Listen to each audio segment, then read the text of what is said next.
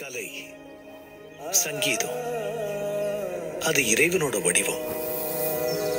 இறைவன் எங்கேயுமே நிறைஞ்சிருப்பார்.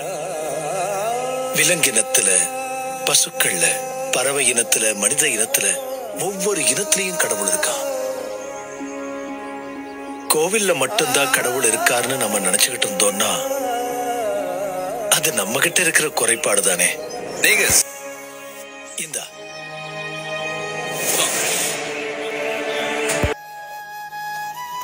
நீ ஒரு விஷயத்தை கவனிச்சியா? நான் உன் மேல அழுக்கு துணியை எரிஞ்ச உடனே நீ அதை பிடிக்க கூட ஆசைப்படல. அதை அப்படியே கீழே தள்ளிட்ட. ஏன்னா அது அழுக்கானது. அதே போலதான் யாராவது உன்னை பார்த்து திட்டினாலோ இல்ல மோசமான வார்த்தையில பேசினாலோ அத நீ கொஞ்சம் கூட காதுல வாங்கிக்காத. அதை அப்படியே விட்டுடு. இந்த உலகத்துல நாம எப்பவுமே இயற்கையா படைக்கப்பட்ட விஷயங்களை உதாசீனப்படுத்துறோம், அத நாசம் பண்றோம்.